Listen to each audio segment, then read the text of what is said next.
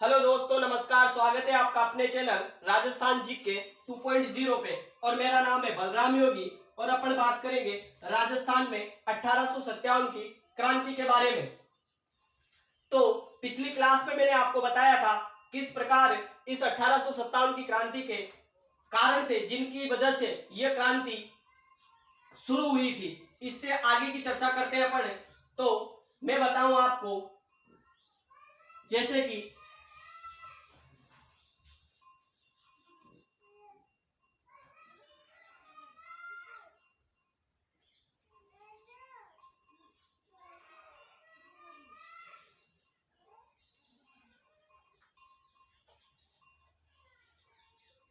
ये बनाया मैंने आपके सामने राजस्थान। वैसे मेरी आर्ट बहुत कमजोर है, जैसा भी बना अच्छा बना। बात करें अपन जयपुर की।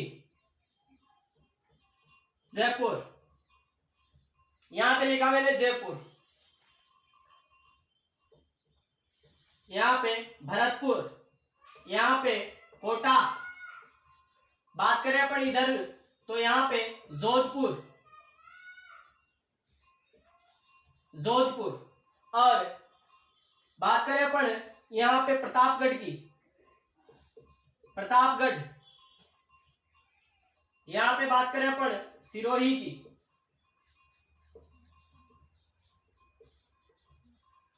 और यहां पे लिखा मैंने उदयपुर। मैंने आपके सामने राजस्थान का जैसा भी कटाफटा मेरे से बना नक्शा वो बनाया।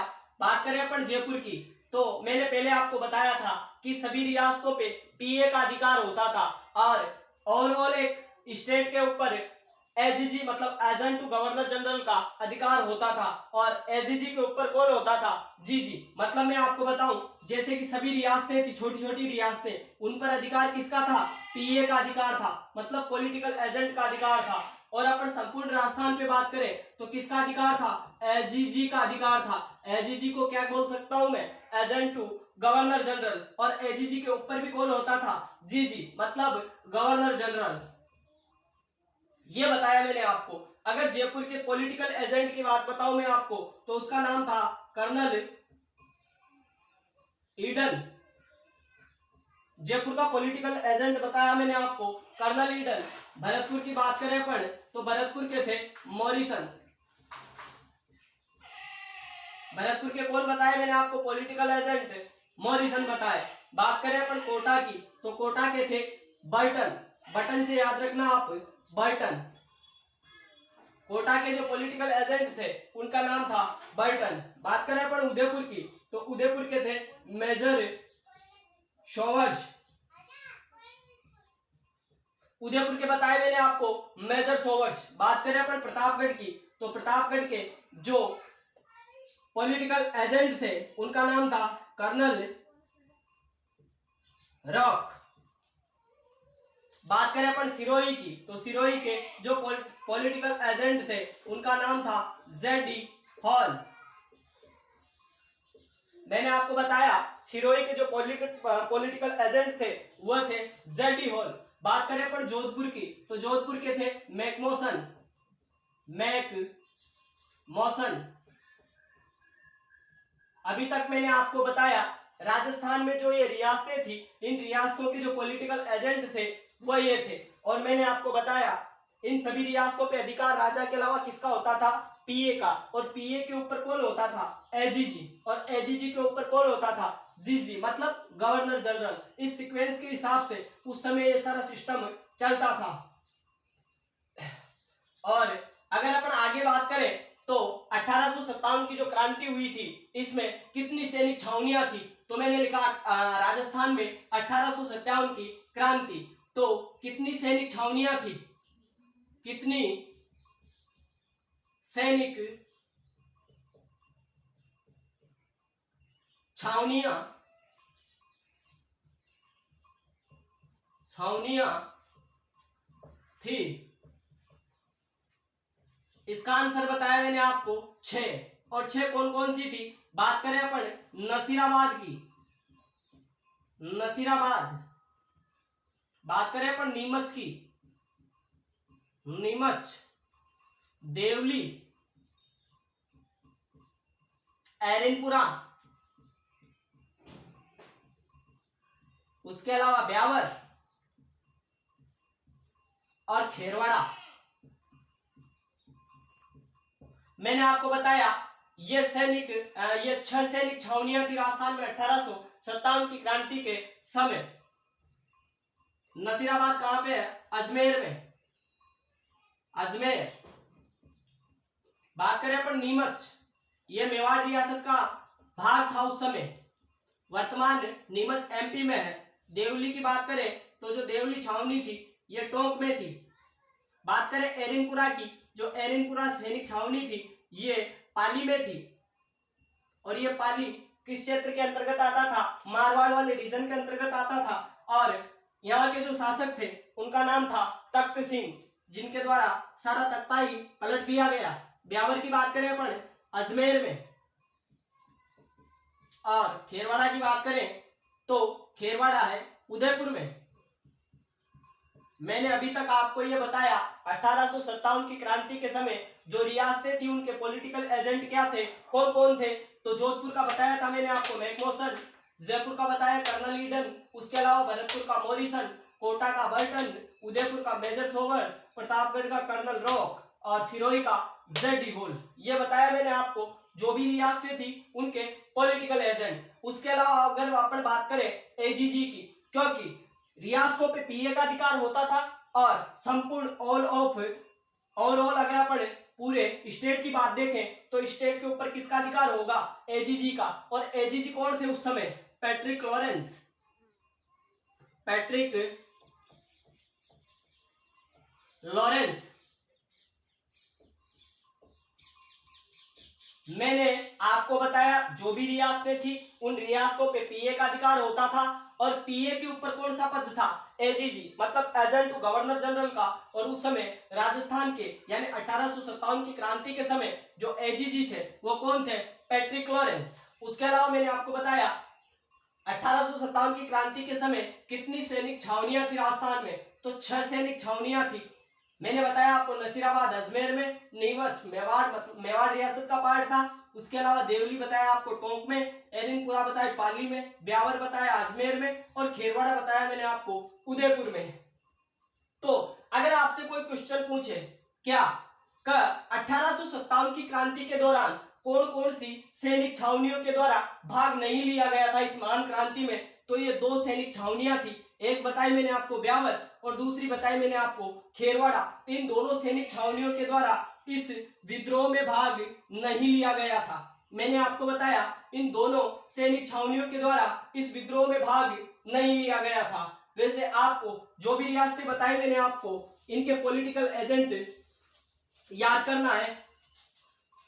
फिर आगे की बात बताता हूं मैं आपको।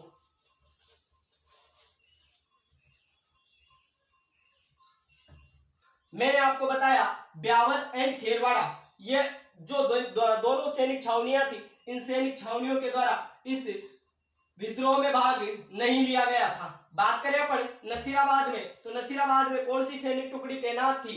तो वहां पे थी 15वीं बंगाल नेटिव इन्फेंट्री। मैंने आपको बताया ये जो नसीराबाद था यहाँ पे कौन सी सैनिक टुकड़ी तैनात थी? तो नाम बताया मैंने आपको 15वीं बंगाल नेटिव इन्फेंट्री। बात करें अपन नीमच की, नीमच में कौन सी सैनिक टुकड़ी तैनात थी? तो उसका नाम था कोटा कंटीजेंट।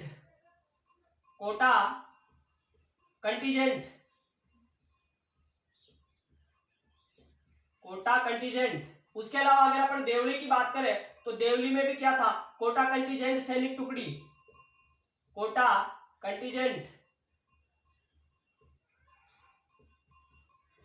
मैंने आपको बताया नसीराबाद में 15वीं बंगाल नेटिव इन्फेंट्री सैनिक टुकड़ी, उसके अलावा नीमच में बताया कोटा कंटीजेंट, देवली में बताया आपको कोटा कंटीजेंट। और एरिनपुरा की बात करें अगर अपन तो एरिनपुरा में थी जोधपुर लीजियन सैनिक टुकड़ी, जोधपुर लीजियन। बात करें अपन ब्यावर की, तो ब्यावर में क्या थी? मेर रेजिमेंट, रेजिमेंट। और बात करें अपन खेरवाड़ा की, तो खेरवाड़ा में थी भील कोर। अभी तक मैंने आपको बताया क्या 1857 की क्रांति में कौन कौन सी सैनिक छावनियों के द्वारा भाग लिया गया था। तो इन 4 सैनिक छावनियों के द्वारा भाग लिया गया। कौन सी ने भाग नहीं लिया? ब्यावर एंड खेरवाड़ा के द्वारा इसमें प्रत्यक्ष रूप से कोई भाग नहीं लिया गया। और मैंने आपको बताया नसीराबाद में 15वीं बंगाल नेटिव इन्फेंट्री तैनात थी। उसके अलावा नीमच में कोटा कंटीजेंट, देवली में भी कोटा कंटीजेंट और एरिनपुरा में जोधपुर लीजन सैनिक टुकड़ी थी। उसके अलावा ब्यावर में मेर रेजिमेंट। उसके अलावा अपन बात करें खेरवाड़ा की, तो खेरवाड़ा में भील कोर सैनिक टुकड़ी थी। इससे आगे की चर्चा करते हैं।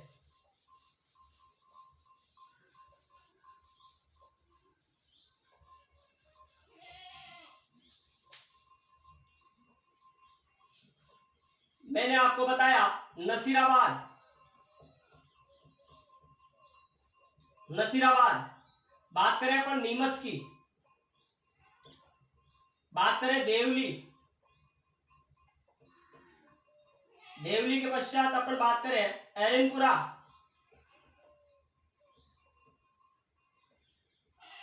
एरनपुरा के पश्चात बात करें ब्यावर।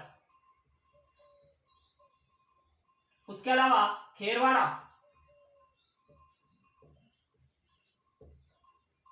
मैंने आपको बताया नसीराबाद, नीमच, देवली, एरनपुरा, ब्यावर एंड खेरवाड़ा। तो इन दोनों के द्वारा तो भाग लिया ही नहीं गया था इस 1857 की मान क्रांति में।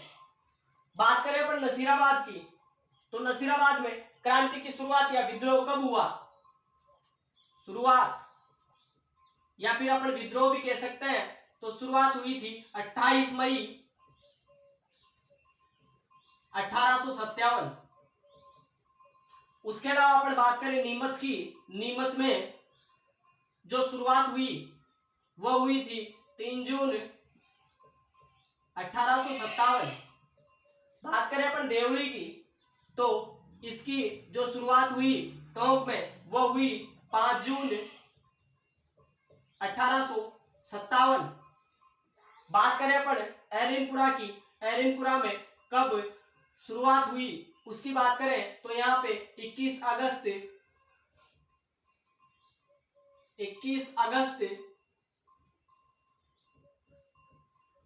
1857। मैंने आपको बताया राजस्थान में ये 6 सैनिक छावनियां थी, जिसमें से ब्यावर एंड खेरवाड़ा के द्वारा प्रत्यक्ष रूप से कोई भाग नहीं लिया गया।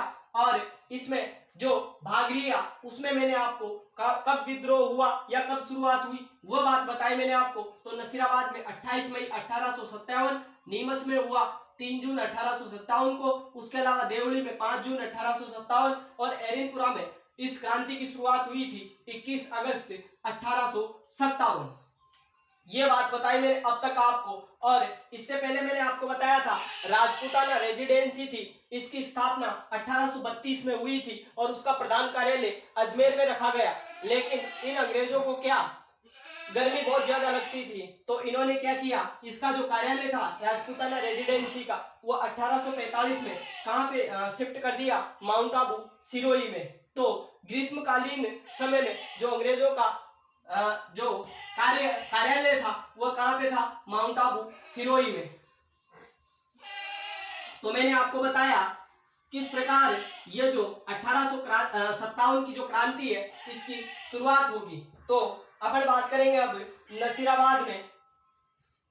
नसीराबाद में ये जो क्रांति थी इसकी शुरुआत किस प्रकार हुई? तो बात करें अपन नसीराबाद की, नसीराबाद मैंने आपको बताया नसीराबाद। और नसीराबाद में शुरुआत कब हुई थी? आपको बताई थी 28 मई शुरुआत। और ये शुरुआत हुई 28 मई 1857। मैंने आपको बताया नसीराबाद में ये जो 1857 की क्रांति है इसकी शुरुआत कब हुई थी? तो वह हुई 28 मई 1857। और पहले मैंने आपको बताया था कि ये जो क्रांति थी इसकी प्रारंभिक डेट वैसे 31 मई रखी गई थी, लेकिन ये क्रांति परिस्थिति ऐसी उत्पन्न हुई कि समय से पहले ही यह क्रांति शुरू हुई। तो बात करें अपन नसीराबाद की, शुरुआत बताई मैंने आपको 28 मई 1857, और मैंने आपको जब पॉलिटिकल एजेंट बताए थे उस समय बताया था कि जो राजस्थान का एजीजी था इस समय राजस्थान का एजीजी, एजीजी का मतलब agent to governor general. AGG कौन था? तो एजीजी था Patrick Lawrence, Patrick George Patrick Lawrence. मैंने आपको बताया राजस्थान के सभी जो रियासतें थी उनके पीए बताए, उसके अलावा राजस्थान का जो इस क्रांति के समय एजीजी था उसका नाम बताया मैंने आपको पैट्रिक लॉरेंस। होता क्या है अब सुनो आप। तो जो मैं बात बताऊं आपको पता होगा, मैंने जब आपको बताया 1832 में जो राजपूताना रेजिडेंसी है इसकी स्थापना लॉर्ड विलियम बेंटिक के द्वारा की जाती है। तो कहां पे की गई, उसका प्रधान कार्यालय बताया था मैंने आपको अजमेर में। तो अजमेर, या फिर अपन बात करें मैगजीन दुर्ग की, मैगजीन दुर्ग, या फिर इसी को बोल सकता हूं मैं शस्त्रागार, शस्त्रागार, क्योंकि अंग्रेजों के जो भी अस्त्र शस्त्र थे वह इसी मैगजीन दुर्ग में सुरक्षित थे। यह बनाया मैंने आपके सामने मैगजीन दुर्ग, या फिर इसी को बोल सकता हूं मैं अंग्रेजों का शस्त्रागार। तो होता क्या है, मैंने बताया आपको राजस्थान का एजीजी बताया पैट्रिक लॉरेंस। तो आपको पता होगा भारत में जो 1857 की क्रांति है ये 10 मई 1857 को शुरू हुई थी। तो भारत की बात करें अपन, भारत की, और भारत में इसकी शुरुआत कब हुई?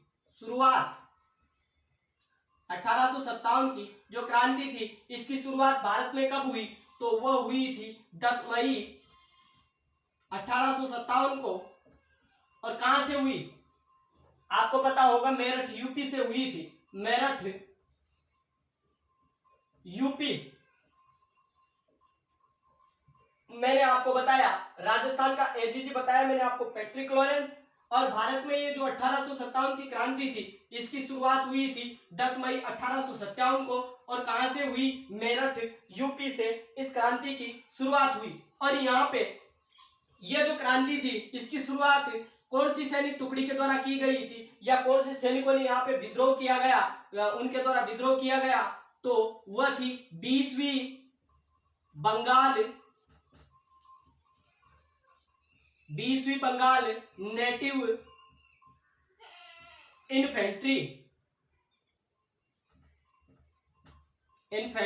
मैंने आपको बताया भारत में 1857 की क्रांति की शुरुआत 10 मई 1857 को मेरठ उत्तर प्रदेश से शुरू हुई। और यहाँ पे विद्रोह किसने किया? तो 20वीं बंगाल नेटिव इन्फेंट्री के द्वारा यहाँ पे विद्रोह कर दिया गया। और ये विद्रोह के पश्चात कहाँ के लिए रवाना हो गए? ये हो गए दिल्ली के लिए रवाना। और दिल्ली में जाके इन्होंने क्या किया? जो बहादुर शाह फर्स्ट थे उनके साथ हाथ मिला लिया और दिल्ली का जो लाल किला है उस पे अधिकार कर लिया था। लेकिन होता क्या है, यहाँ पे ही एक सैनिक टुकड़ी और थी और उसका नाम था 15वीं बंगाल नेटिव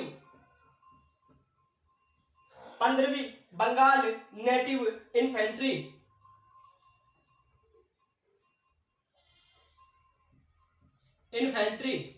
मैंने आपको बताया भारत में इस क्रांति की शुरुआत 10 मई 1857 को मेरठ उत्तर प्रदेश से हुई। और यहाँ पे किसके द्वारा किया गया विद्रोह? 20वीं बंगाल नेटिव इन्फेंट्री के द्वारा विद्रोह कर दिया गया। और ये विद्रोह के पश्चात दिल्ली चले गए और बहादुर शाह फर्स्ट के द्वारा जो दिल्ली का लाल किला था उस पर अधिकार कर लिया गया। लेकिन यहाँ पे कौन सी थी? एक 15वीं बंगाल नेटिव इन्फेंट्री थी। और ये जो यहाँ पे मेरठ में ये जो विद्रोह हुआ था 20वीं बंगाल नेटिव इन्फेंट्री के द्वारा, इस विद्रोह की जो जानकारी थी वो पैट्रिक लॉरेंस को कब चली? 19 मई को। पैट्रिक लॉरेंस को कब पता चला? 19 मई को। इसके बारे में इस पैट्रिक लॉरेंस को जो राजस्थान का एजीजी था इसको जानकारी हुई। मैंने आपको बताया मेरठ में जो विद्रोह हुआ इसकी जानकारी पैट्रिक लॉरेंस को कब हुई, 19 मई को हुई थी। तो इसने क्या किया, ये जो मैगजीन दुर्ग या फिर शस्त्रागार था इसकी रक्षा के लिए क्या किया, इस 15वीं बंगाल नेटिव इन्फेंट्री को यहां से बुलाया और तैनात कहां पे कर दिया, मैगजीन दुर्ग या शस्त्रागार यानी यहां पे ये तैनात कर दी। कौन सी, 15वीं बंगाल नेटिव इन्फेंट्री। लेकिन इस पैट्रिक लॉरेंस को विचार आया कि ये अभी जहां पे विद्रोह हुआ है वहां से ये जो पैदल सैनिक टुकड़ी है ये यहाँ वहां से आई है। तो इस पैट्रिक लॉरेंस को क्या हुआ, शक का कहीं यही विद्रोह नहीं कर दे। तो इस पैट्रिक लॉरेंस के द्वारा इस 15वीं बंगाल नेटिव इन्फेंट्री को कहां पे भेज दिया गया, नसीराबाद भेज दिया गया। कहां पे भेज दिया, नसीराबाद। और नसीराबाद में पहले से एक सैनिक टुकड़ी थी जिसका नाम था 30वीं बंगाल नेटिव इन्फेंट्री।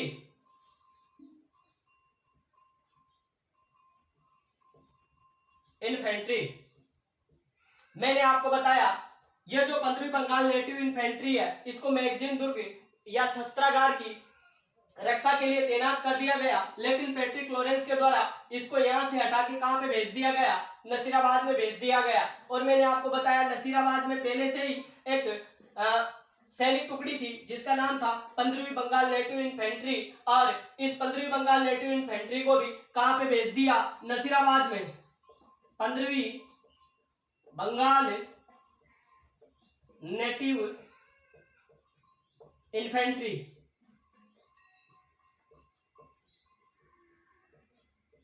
मैंने आपको बताया, एक बार फिर चर्चा करता हूं मैंने आपको बताया नसीराबाद में जो क्रांति की शुरुआत है 28 मई 1857 को हुई थी और राजस्थान का एजीजी था इसमें पैट्रिक लॉरेंस। ये बात बताई मैंने आपको। भारत में क्रांति की शुरुआत हुई 10 मई 1857 को उत्तर प्रदेश से और शुरुआत किसने की, 20वीं बंगाल नेटिव इन्फेंट्री के द्वारा इसकी शुरुआत की गई। फिर क्या हुआ, इस विद्रोह के बारे में पैट्रिक लॉरेंस को 19 मई को पता चला। तो इसने क्या किया, पैट्रिक लॉरेंस ने ये जो 15वीं बंगाल नेटिव इन्फेंट्री थी इसको इस दुर्ग की रक्षा के लिए बुलाया। लेकिन इसको कुछ डाउट हुआ तो इसने कहां पे भेज दिया, इसको नसीराबाद भेज दिया। और क्या थे इसके मतलब, बात करें अपन इसके जो मतलब बात करूं मैं, अगर ये विश्वास करता था तो ये किसके ऊपर करता था, बॉम्बे लॉन्सर्स के सैनिकों के ऊपर विश्वास करता था। तो इसने क्या किया, इस 15वीं बंगाल नेटिव इन्फेंट्री को भी कहां भेज दिया, नसीराबाद। और नसीराबाद में पहले से 30वीं बंगाल नेटिव इन्फेंट्री थी। और जो ये अजमेर और नसीराबाद के बीच का रास्ता है, ये जो रास्ता है यहाँ पे क्या किया, बॉम्बे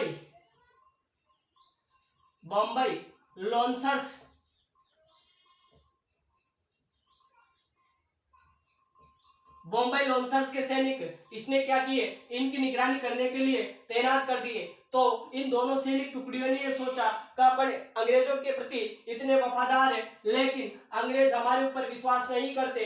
इसी कारण इन दोनों सैनिक टुकड़ियों ने मिलकर विद्रोह कर दिया। इन दोनों ने मिलकर क्या कर दिया, विद्रोह कर दिया। और विद्रोह में इनको जो भी हाथ लगे उनको सुलटा दिया। जैसे कि बात करें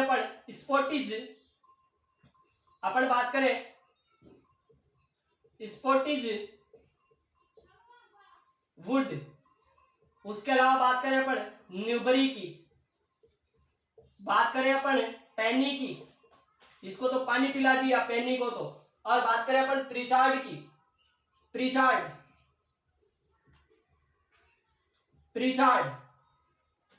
तो इस 15वीं बंगाल व 30वीं बंगाल नेटिव इन्फेंट्री के द्वारा विद्रोह कर दिया गया। और स्पॉटिज वुड है इसका भी मामला परमानेंटली कर दिया इनके द्वारा सेट। उसके अलावा न्यूबरी को हमेशा के लिए बरी कर दिया इस सैनिक टुकड़ियों ने। उसके अलावा पेनी का भी हमेशा के लिए मामला सेट कर दिया। और ये प्रिचार्ड इस प्रिचार्ड का क्या हुआ, ये अपने परिवारजनों के साथ यहाँ से निकल गया। फिर प्रिचार्ड ने तो लिखा भी है कई ये जो सैनिक टुकड़ियां थी 15वीं बंगाल व 30वीं बंगाल लेटिव इन्फेंट्री, ये दोनों दिल्ली न जाकर अगर कहां पे चले जाते, इस मैगजीन दुर्ग या सशस्त्रागार को लूट लेते, तो इस क्रांति को और भी ज्यादा भयानक बना सकते थे। तो मैंने क्या बताया आपको, 30वीं बंगाल व 15वीं बंगाल नेटिव इन्फेंट्री ने क्या किया, विद्रोह के पश्चात इन्होंने स्कॉटिशवुड, न्यूबरी और पेनी का मामला कर दिया हमेशा के लिए सेट, और ये कहां पे आ गए, दिल्ली आ गए। ये कहां पे आ गए, दिल्ली आ गए। ये थी नसीराबाद की जो नसीराबाद में जो 1857 की क्रांति हुई है उसके बारे में बात। और अगर अपन बात करें यहाँ पे नेतृत्व किसने किया था, ये बात आप याद रखना, नसीराबाद में नेतृत्वकर्ता कौन था, नेतृत्वकर्ता उसका नाम था बख्तावर सिंह, बख्तावर सिंह। आपको क्या याद रखना है, नसीराबाद में जो विद्रोह हुआ था तो यहाँ पे जो नेतृत्वकर्ता कौन था, तो उसका नाम था बख्तावर सिंह। ये क्वेश्चन पिछले एग्जाम में आ चुका है। उसके अलावा मैंने आपको बताया शुरुआत 28 मई को हुई, किस प्रकार ये सारा मामला सेट हुआ ये मैंने आपको बताया, और लास्ट में इस 15वीं और 30वीं बंगाल नेटिव इन्फेंट्री के द्वारा क्या किया गया, विद्रोह किया गया, और ये कहां पे चले गए, दिल्ली में। उसके अलावा अगर आपसे पूछे इस 30वीं बंगाल नेटिव इन्फेंट्री के द्वारा विद्रोह कब हुआ, तो ये आप याद रखना 30 मई। ये क्वेश्चन भी पिछले एग्जाम में पूछा जा चुका है। और अगर अपन बात करें 15वीं बंगाल नेटिव इन्फेंट्री की, तो इसके द्वारा 28 मई को विद्रोह किया गया था। ये आप विशेष रूप से ध्यान रखना। एक तो मैंने आपको मेन बात बताई, इसका नेतृत्वकर्ता कौन था, तो उसका नाम था बख्तावर सिंह। उसके अलावा बात करें इस 30वीं बंगाल नेटिव इन्फेंट्री ने विद्रोह कब किया था, तो इसने किया था 30 मई को।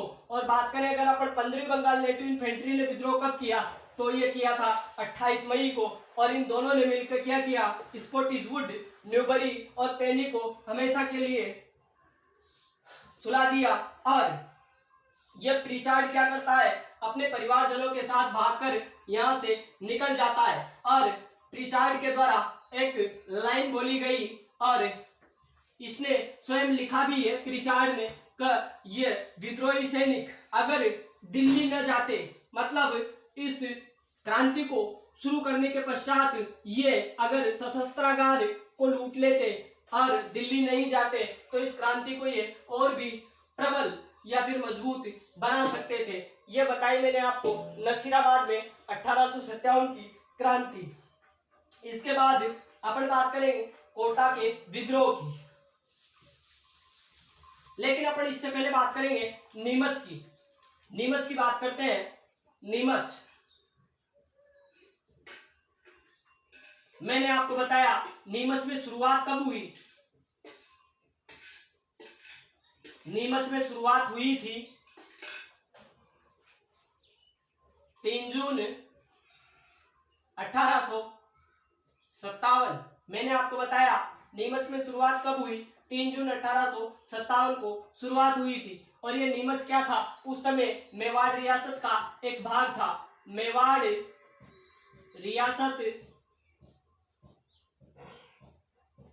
रियासत का भाग था।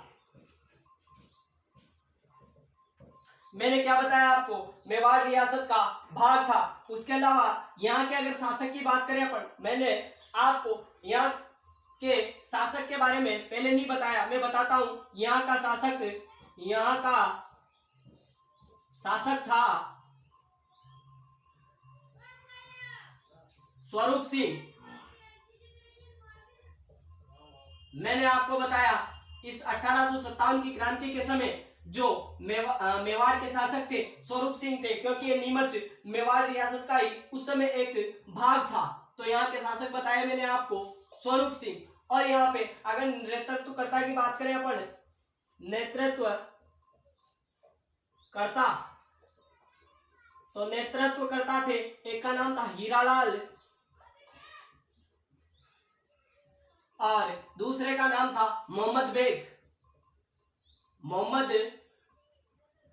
ये मोहम्मद बेग वाला क्वेश्चन पहले आ चुका है। मोहम्मद बेग नीमच में जो क्रांतिकारियों के नेतृत्वकर्ता थे, उनका नाम था मोहम्मद बेग और एक थे हीरालाल। तो होता क्या है, सुनो आप, यहाँ पे जो ये क्रांतिकारी है नीमच में, क्रांतिकारी नीमच में ये जो क्रांतिकारी है इनके द्वारा क्या किया गया, 40 अंग्रेज अधिकारियों को, 40 अंग्रेज अधिकारियों को क्या किया गया, बंधक बना लिया गया। बंधक, मैंने आपको बताया नीमच में जो क्रांतिकारी थे इनके द्वारा 40 अंग्रेज अधिकारियों को क्या कर लिया गया, बंधक बना लिया गया। फिर ये अंग्रेज अधिकारी भागकर कहां गए, डुंगला गांव में। डुंगला गांव में कहां पे गए, डुंगला गांव में। और ये डुंगला गांव कहां पे है, आपको पता होगा, चित्तौड़गढ़ में है। डुंगला कहां पे, चित्तौड़गढ़ में। मैंने आपको बताया इन क्रांतिकारियों के द्वारा 40 अंग्रेज अधिकारियों को बंधक बना लिया गया था। फिर ये अंग्रेज अधिकारी बच के कहां पे निकल गए, डुंगला नामक गांव में। और यहाँ पे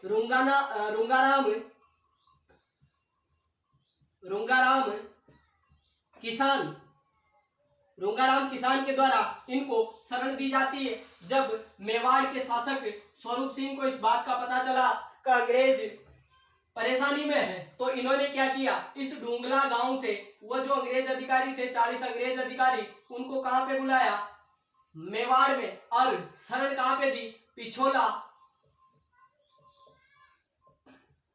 झील के किनारे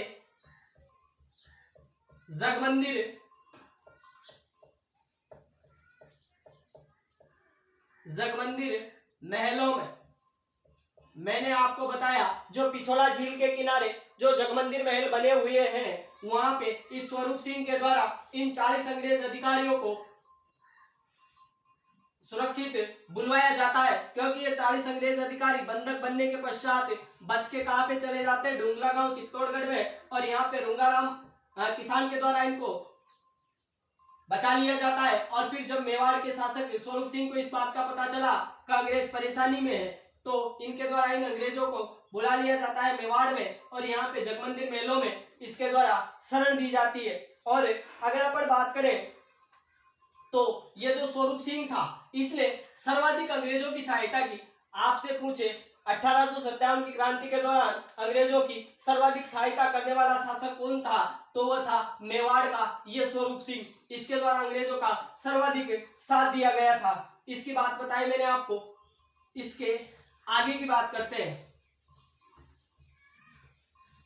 उसके अलावा अपन भरतपुर के विद्रोह की भी बात करते हैं। भरतपुर में क्या हुआ, भरतपुर में विद्रोह। तो भरतपुर में विद्रोह कब हुआ, मैंने भरतपुर में आपको सैनिक छावनी नहीं बताई, मैंने बताया आपको भरतपुर में विद्रोह। तो भरतपुर में विद्रोह हुआ था 31 मई 1857 को। मैंने आपको बताया भरतपुर में विद्रोह कब हुआ, 31 मई 1857 को। और किसने किया, बात करें अपन किसने किया ये विद्रोह, तो ये विद्रोह किया था, आपको पता होगा, गुज्जर प्लस मेव जाति के लोगों द्वारा। मैंने आपको बताया यहाँ पे भरतपुर में विद्रोह हुआ 31 मई 1857 में। और किसने किया था, गुज्जर और मेव जाति के जो लोग थे उनके द्वारा यहाँ पे विद्रोह कर दिया गया। और मैंने आपको भरतपुर का पीए कौन बताया था, आपको याद होगा, देखिए आप बताना। मैंने यहाँ का पीए बताया था आपको,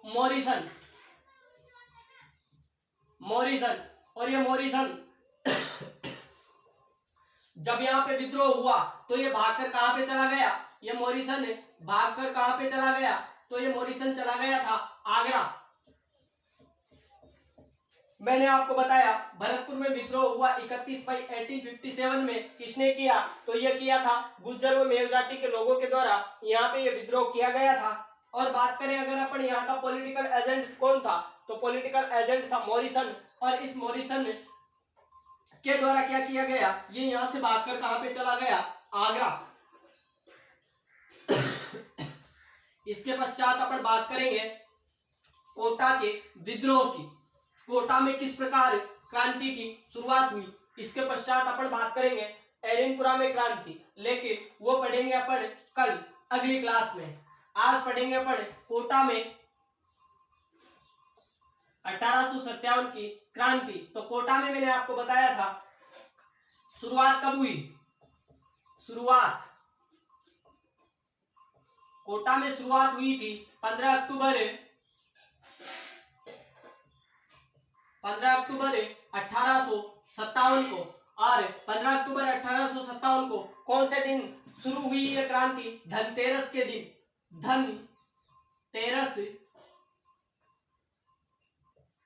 धनतेरस के दिन। मैंने अभी तक आपको बताया कोटा में क्रांति की यानी 1857 के इस महान बैटल की शुरुआत कब हुई, 15 अक्टूबर 1857 को। मैंने कोटा का आपको पीए कौन बताया था, जरा आप बताना। मैंने कोटा का पीए बताया था आपको बर्टन। और अगर अपन यहाँ के शासक की बात करें तो शासक थे यहाँ पे राम सिंह।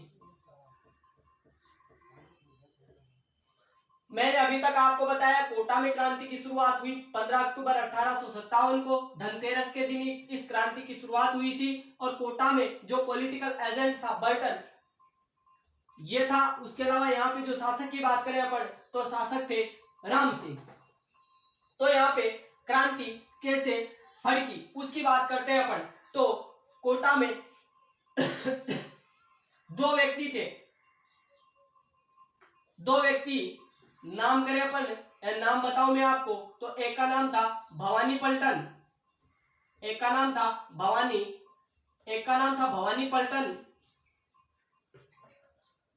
दूसरे का नाम था नारायण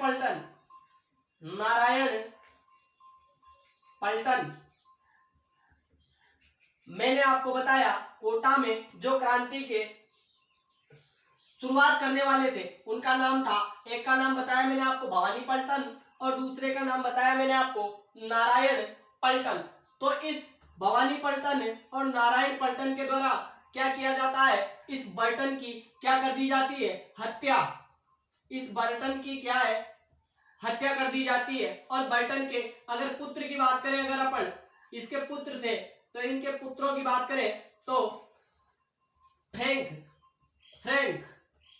और दूसरे का नाम था ऑर्थर।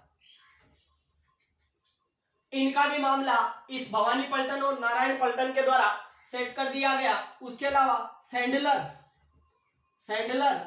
और दूसरे का नाम बताऊं मैं आपको कोट्टम। मैंने आपको बताया इस भवानी पलटन और नारायण पलटन के द्वारा यहाँ पे क्रांति शुरू की गई और इनके द्वारा बर्टन की हत्या कर दी गई और बर्टन का सिर काट के पूरे कोटा शहर में घुमाया गया था। और बर्टन के पश्चात इसके पुत्र फ्रैंक और ऑर्थर का मामला भी सेट कर दिया इन दोनों ने। उसके अलावा सैंडलर और कोट्टम को भी मौत के घाट उतार दिया गया इनके द्वारा। अगर आपसे पूछे 1857 की क्रांति के कोटा में नेतृत्वकर्ता कौन थे, नेतृत्वकर्ता की बात बताओ मैं आपको तो लाला जरदयाल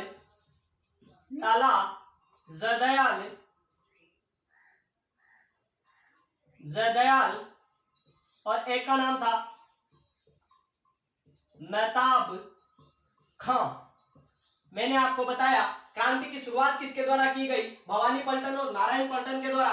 बर्टन का मामला सेट कर दिया गया, फ्रैंक ऑर्थर सैंडलर और कोट्टम का मामला भी हमेशा के लिए सेट कर दिया गया। यहाँ पे अगर नेतृत्वकर्ता की बात बताऊं मैं आपको तो मैंने आपको बताया लाला जरदयाल और मेहताब खां। इन दोनों के द्वारा क्या किया गया, लाला जरदयाल और मेहताब खां, इन दोनों के द्वारा क्या किया गया, इस राम सिंह को क्या है नजरबंद कर दिया गया। मतलब इन्होंने राम सिंह को गायब कर दिया और स्वयं कोटा के प्रशासक बन गए। फिर आगे क्या हुआ, मैंने आपको बताया था एजीजी, राजस्थान का एजीजी कौन था, पैट्रिक लॉरेंस।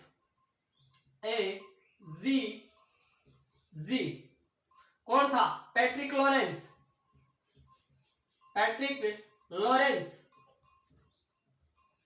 पैट्रिक लॉरेंस, और इनके साथ में था कर्नल रॉबर्टसन। उसके अलावा अगर अपन बात करें, इनके साथ में था करौली का शासक मदन पाल, करौली शासक मदन पाल। मैंने अभी तक आपको बताया इस लाला जयदयाल और मेहताब खां के द्वारा इस राम सिंह को नजरबंद कर दिया जाता है और स्वयं कोटा के प्रशासक नियुक्त हो जाते हैं। तो फिर जब इस घटना के बारे में इस एजीजी, जो राजस्थान का एजीजी था, इसको पता चला तो ये पैट्रिक लॉरेंस, कर्नल रॉबर्टसन और करौली का शासक मदन पाल, ये तीनों आए और इन्होंने क्या किया, राम सिंह को छुड़वाया और इन लाला जयदयाल और मेहताब खां दोनों को क्या किया, पकड़ लिया मतलब गिरफ्तार कर लिया। कब किया, 1860 में। मैंने क्या बताया आपको, पैट्रिक लॉरेंस, रॉबर्टसन और करौली के शासक मदन पाल के द्वारा इस राम सिंह को छुड़वाया जाता है और लाला जयदयाल और मेहताब खां को गिरफ्तार कर लिया जाता है। तो ये थी कोटा में 1857 की क्रांति। मैं बात बताता हूँ आपको, कोटा में जो क्रांति थी ये शुरू हुई थी 15 अक्टूबर 1857 को और धनतेरस के दिन ये क्रांति शुरू हुई थी। मैंने आपको पीए बताया बर्टन, शासक बताया राम सिंह सेकंड। क्रांति की शुरुआत किसके द्वारा की गई, भवानी पलटन और नारायण पलटन के द्वारा की गई और इन्होंने क्या किया, बर्टन का सिर काट दिया था। प्लस में इनके जो पुत्र थे फ्रैंक और ऑर्थर, इनका भी मामला सेट कर दिया। सैंडलर कोटम को भी मौत के घाट उतार दिया गया इनके द्वारा।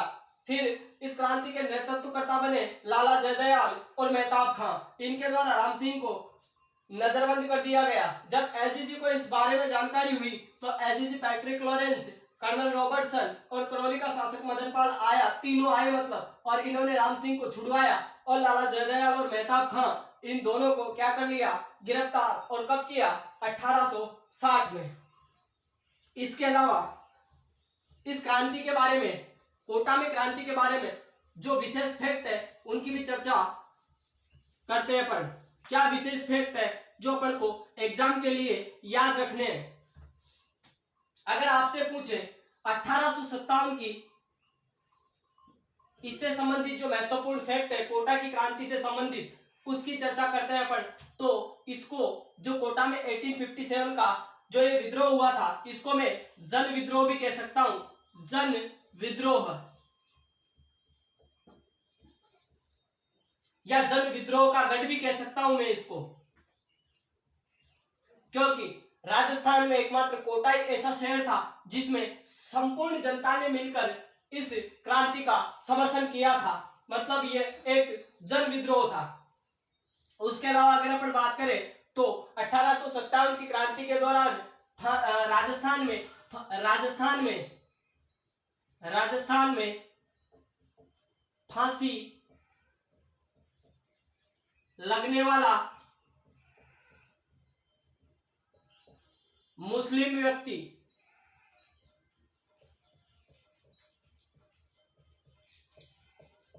क्या बताया मैंने आपको, मेहताब खां। राजस्थान का ये ऐसा पहला व्यक्ति था, मुस्लिम व्यक्ति, जिसको फांसी दी गई थी इस 1857 की क्रांति में, जो कहां का रहने वाला था, कोटा का। उसके अलावा अगर अपन बात करें तो मैंने आपको बताया करौली का शासक बताया था मैंने आपको मदन पाल, और कोटा के शासक बताए थे राम सिंह। तो जब राम सिंह को जनता के द्वारा या लाला जयदयाल और मेहताब खां के द्वारा नजरबंद कर दिया जाता है तो कोटा के सम्मान में क्या है, कमी आती है और करौली के सम्मान में बढ़ोतरी कर दी जाती है।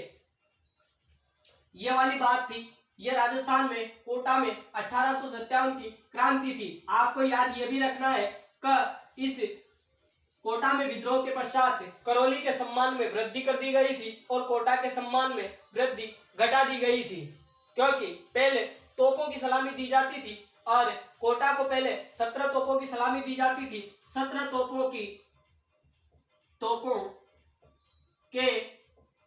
स्थान पर